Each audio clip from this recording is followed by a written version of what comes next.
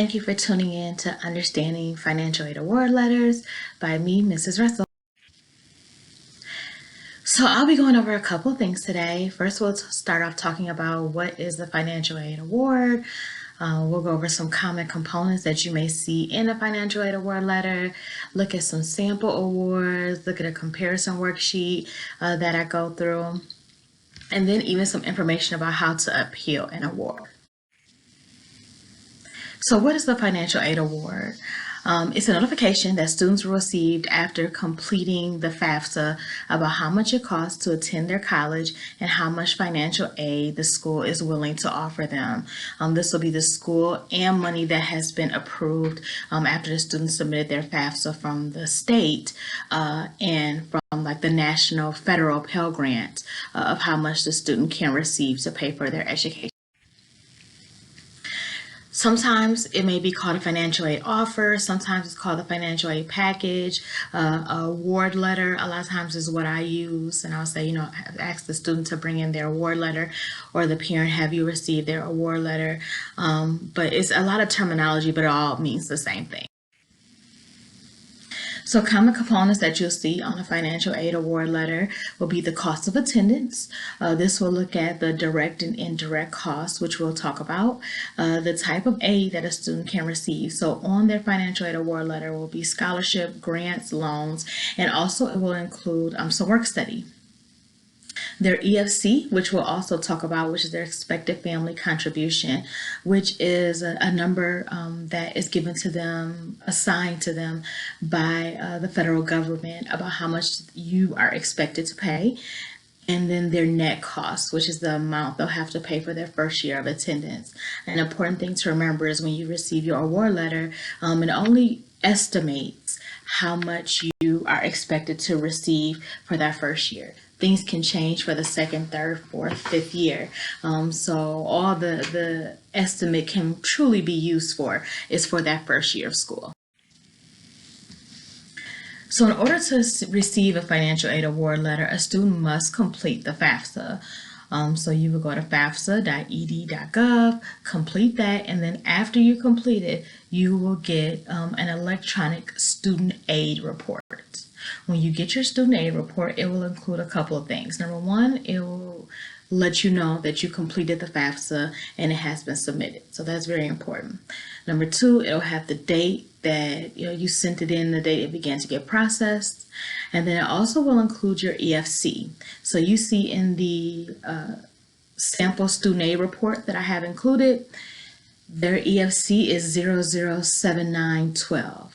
That does not mean that the family is expected to pay $7,000, but it's a number that is given to them.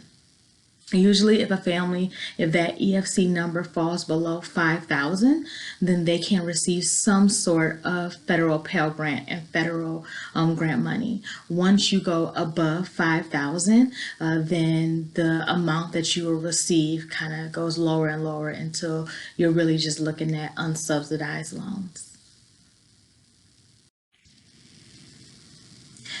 So let's dig into the estimated family contribution, that EFC number.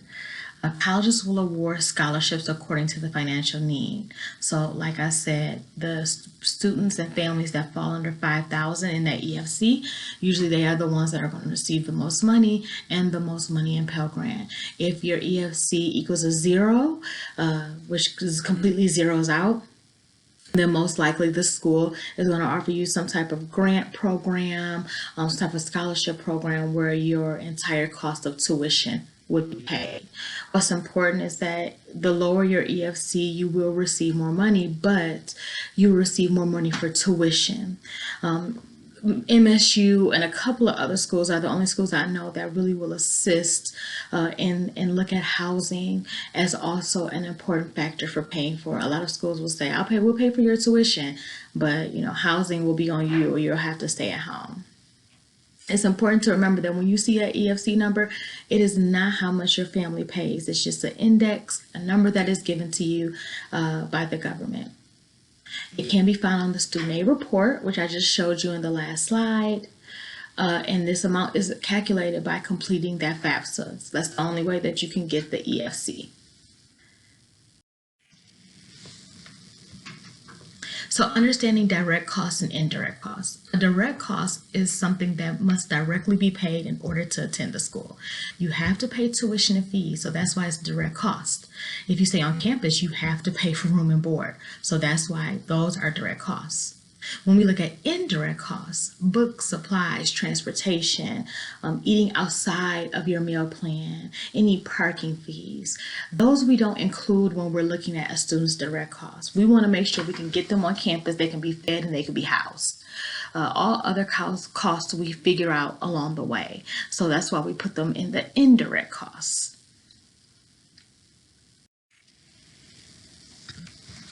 There are three main types of aid that a student can receive to pay for their education. The first would be scholarships and grants. As we know, this is free money. This is the money that we want, the money that makes us very excited when we look on that award letter.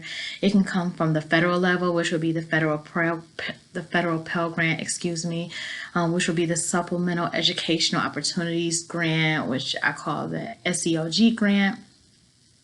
And then it can come from the state, which will be like the tuition incentive program, so the TIP grant program.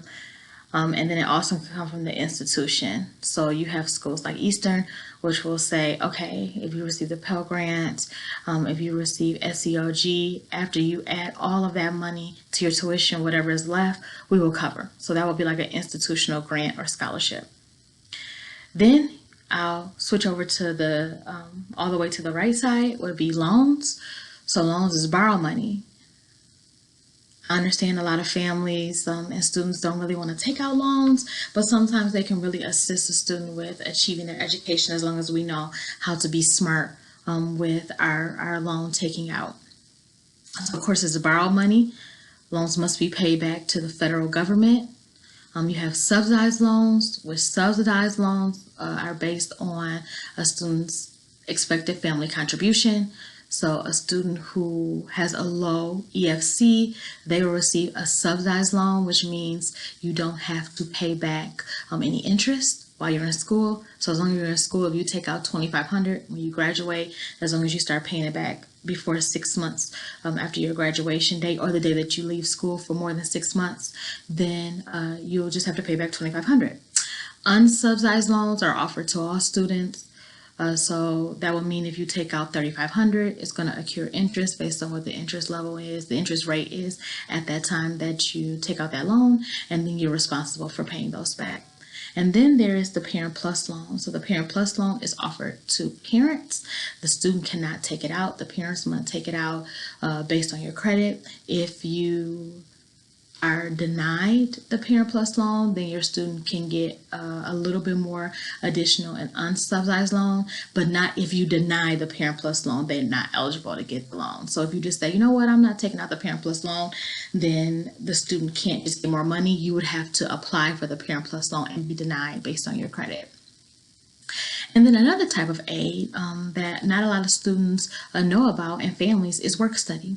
So you would technically get a job on campus, working in an office or an area at your school and getting that work experience. The government is going to pay the school money to pay you, and then you use that money for your tuition or your additional expenses, maybe those indirect costs that we talked about.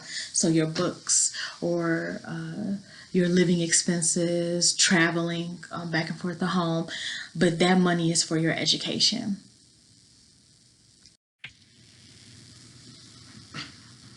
So just looking at the net cost and how to come up with that number, it will be your cost of attendance. So if going to MSU is going to cost you $25,000, and then you receive $10,000 in scholarships and grants, then your net cost would be $15,000, and that's your total direct cost minus the scholarships and the grants. Then you would take your net cost, so your $15,000, and then you would say, okay, I'm also receiving $5,000 in loans, and then that you will be at $10,000, and that will be the amount that you will be expected to pay out of pocket. If a student came to me and said, Yeah, my net cost is 10,000, and I'm not going to take loans out. Then I would encourage them to look at another school. If a student came to me and said, "Okay, I'm going to take out the loan. Now we're at $5,000," then $5,000 is doable. Once a student gets over $7,000 for their out-of-pocket costs, I encourage them to look at a school that is better suited for them financially, unless the family tells me like, "We've been saving. This doesn't matter, the cost, we really want them to go to this school." But there are just so many different opportunities that our students have, especially in Ypsilanti, to attend a great institution such as Eastern, to attend University of Michigan Dearborn, to attend Washtenaw, that I would hate to see a family have to spend so much out of pocket, to the amount of over $7,000. So let's look at a sample award letter. So this is Wayne State. As we look, we see the Wayne State Pledge, which is very important, which we'll talk about. So when I mentioned that Eastern will take care of that tuition for you if you receive the federal Pell Grant, so Wayne State also has that for their students. So we see that at the top, it says your estimated tuition and fees. So on your FAFSA, if you put on your FAFSA that you're expecting to stay home, the school will not include your housing cost in the financial aid award letter.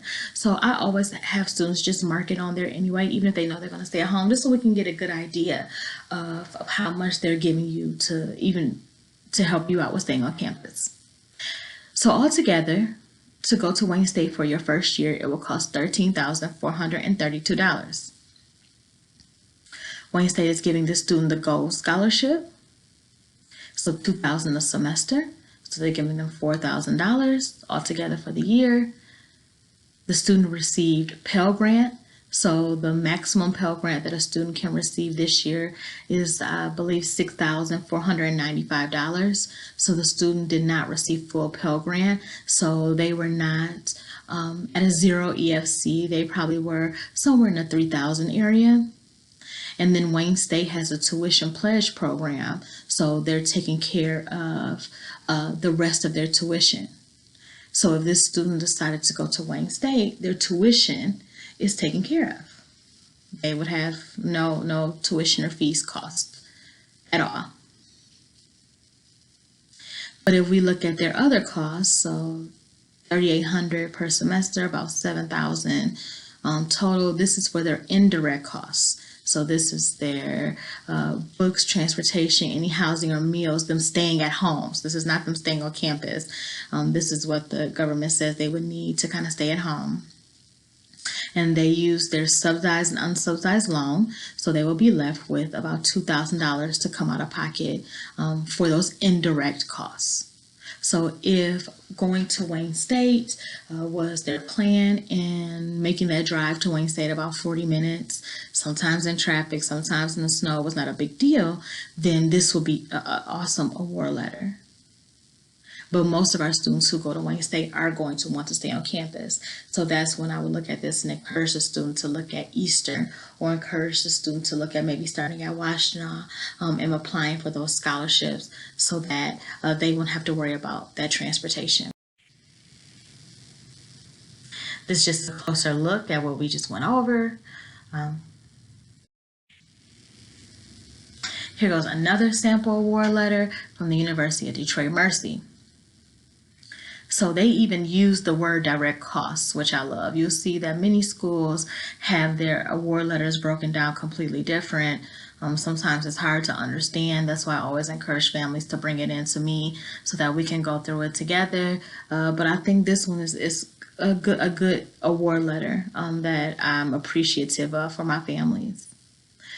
So because University of Detroit Mercy is a private institution, it's going to be more expensive than your public institutions, but they're going to be able to offer more aid to students than your public institutions also. So the direct costs for tuition for the student would be $30,000. I know sometimes that's hard to hear for families, like, what, $30,000? Oh my goodness. But they can't offer more money. And sometimes they do. Sometimes they don't. So the student received a $16,000 scholarship from University of Detroit Mercy. And they got a campus visit grant. So some schools will offer you some money for coming to visit their campus.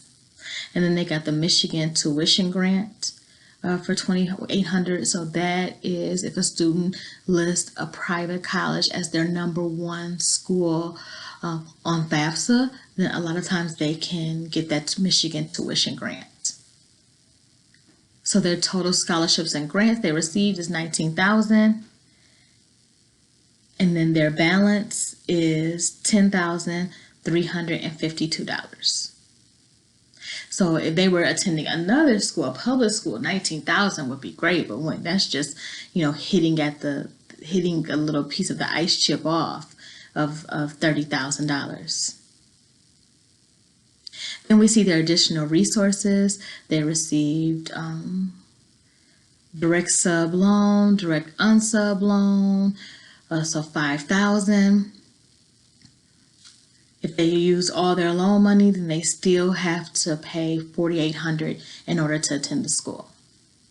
Something they also include on here will be that they do have a payment plan, so you can pay $485 per month to pay off that balance, which might be doable for some families. And then they also mention Parent Plus loan, a private loan that you could take out like from your bank or your credit union, or maybe your job, or sometimes from the school to help pay for school. And then again, that Parent Plus loan I just mentioned that you could, instead of including the amount you could apply for, University Trade Mercy will most likely encourage you to just apply and see what's offered to you. And then they also have indirect costs on here. Their books and supplies, transportation and personal expenses. So that might run the student about $5,800. So this is the same student that just got done also getting their award letter from Wayne State. Wayne State makes the most sense, of course.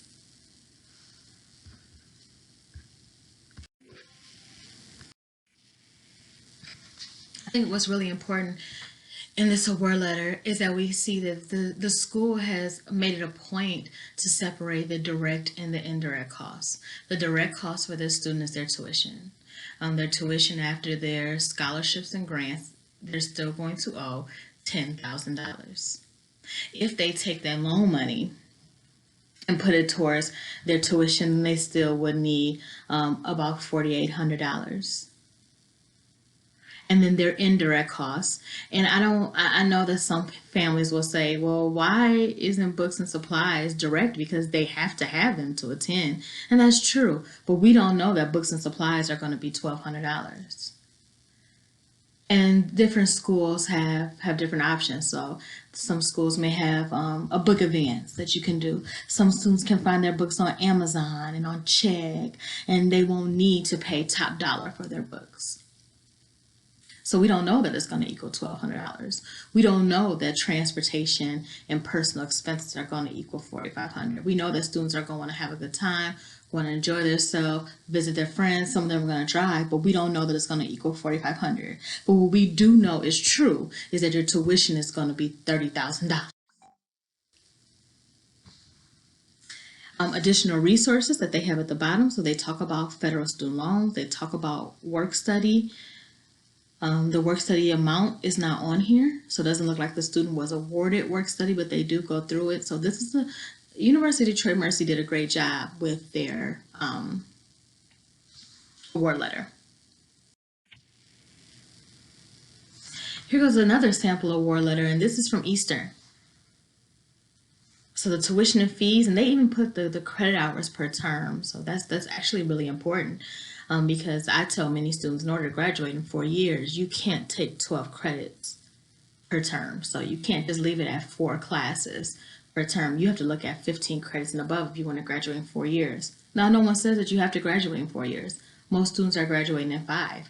But that's something to keep in mind, is that this is at 13 credits per term, the tuition and fees, and they go up as students take more credits.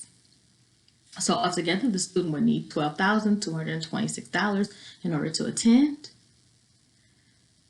To stay on campus for their room and meal plan, they would need $11,000. So to go to Eastern and stay on campus for their direct costs, you see direct is capitalized there, they would need $23,000. Eastern is really good about awarding this Emerald Scholarship. So the Emerald Scholarship, they're going to get $4,500 for the year. That's their total in scholarships and grants. So the student did not qualify for a Pell Grant. The student did not qualify for the EMU tuition scholarship. So all they're getting is that Emerald Scholarship, which is $4,500. So they're going to need to pay $18,000 if they're going to stay on campus. This will be a student, if they attend Arbor Prep, where I would say, let's do one or two things. So let's look at staying at home, because there's no reason for you to pay $11,000 to stay and eat at school when you live less than 10 minutes away, like most of our students. Or where I would say it might be in our best interest to look at a community college for the first year, because that even taking the $4,500 out of the $12,000, we're still looking at in the high sevens. That's still a nice amount of money. They do have the direct unsubsidized loan at the bottom that you'll see for $5,500. So the student did not get the subsidized loan, which lets me know that their FAFSA was probably well above the $5,000 federal Pell Grant limit. They did offer $9,000 for the Parent Plus loan if the parent is willing to take out that amount of money. But even with the $14,000, if you add the $14,000 to the $4,000, so now we're at $19,000 that the student has received, they still would have $4,000 they need to come up with to stay on campus if they took out every loan and used the scholarship. So it just wouldn't make sense.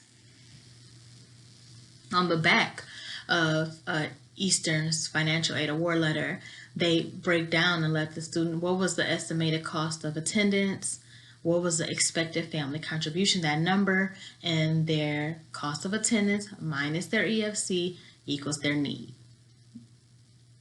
So this is very nice for parents to have, and kind of goes into an explanation, which we've already talked about. Another one, so this is the University of Michigan Dearborn. One thing I do want to mention is at the top you see the UMID. It's very important that students know their login information to get into these accounts. Not every award letter is going to come to your home. A lot of them are just going to be online for a student to log in and see what's being offered to them. So students want to make sure they remember things like their UMID for U of M Dearborn, U of M Flint, U of M Ann Arbor, their Eagle ID for Eastern, their Washtenaw ID for Washtenaw, their Warrior Pass ID for Wayne State, so that they can log into their accounts. So we're looking at direct cost summary. Again, I hope you're picking up on how the schools are definitely using direct and indirect, direct and indirect. So their direct cost, their estimated tuition and fees will be $13,000 for the year. They're receiving $5,000 of scholarships. So they will have to come up with about $8,000 in order to attend the school. And they did qualify for some loan money that they could take out. And then University of Michigan Dearborn has private housing, not housing other than them. So a lot of times your housing is not included in your packet, even if you did plan to stay on campus at U of M Dearborn. That would have to be something that you would have to do on your own. And then they talk about indirect costs, which would be housing and food, transportation, the personal allowances, and the books, which we've talked about. And then this student did qualify for work study. So they're eligible to receive $1,625 per semester. So what that will mean is that they will find a job on campus, and they would work with their employer to make sure their hours are scheduled so that they don't reach that max of $1,600 into the end of the semester. Students who are eligible for work study, I tell them in the summer, begin looking for those jobs, because those jobs can go fast. And you want to get the best job possible. I have a lot of students who got jobs like cleaning in the student center. So truthfully, they were kind of hanging out with their friends all day, just kind of walking around, and cleaning. I have some students that work in the stores, the bookstore. I have students that, major in psychology, were able to get a job in the psychology office. So you're working with professors, you're getting to know the office, you're getting intimate details about research opportunities. So just make sure that you're looking for those work study positions in the summer, and that's definitely something that I can assist with. So just a closer view of that direct cost summary and that indirect cost summary. And they've broken it up so there's no confusion for families.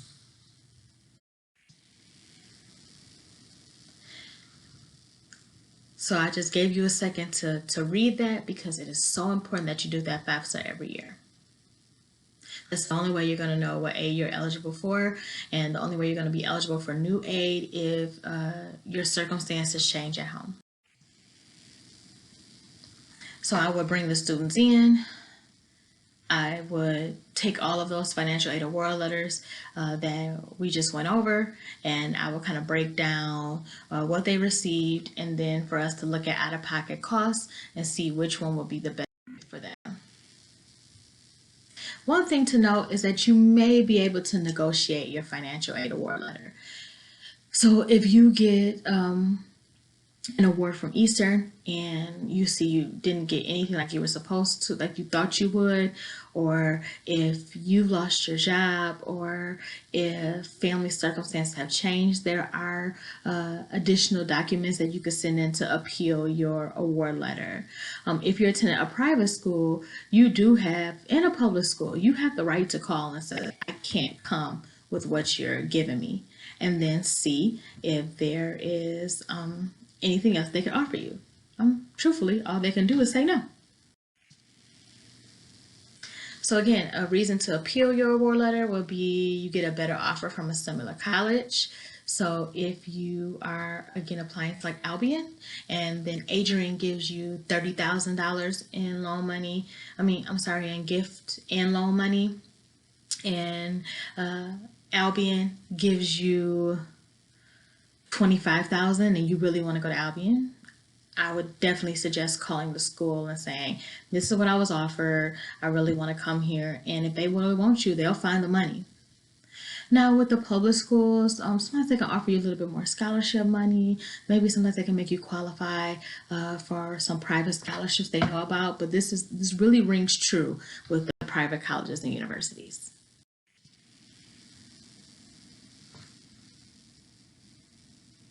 You must show award letters as proof a lot of times to say, this is what I received, and can you help me meet my unmet financial need?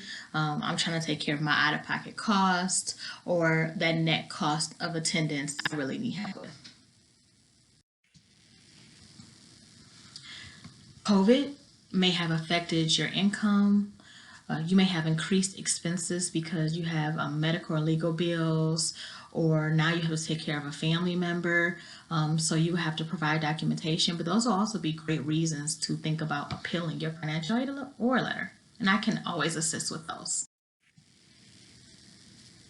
A strong appeal letter must have documentation to support your argument, and it must definitely be written in a clear and concise manner, using one or both reasons for your appeal. You always want to consider all financial aid factors before you make your choice. You want to sit down as a family, or you want to include me, and we really go in and break down every single financial aid award letter to make sure that we make the best decision for your family, so that your student can hopefully stay at the school the entirety of their education. So many students make their decision based on what's offered their freshman year and using open house money and money given from family, but will that help you sustain for the next 4 to 5 years? That's the conversation that we need to be having to help you make the best decision possible for your family. So I thank you for joining in my presentation. If you have any questions, I hope that you know that you can always feel free to reach out to me by text, by email, or actually coming and stopping in. Thank you for tuning in. Have a great day.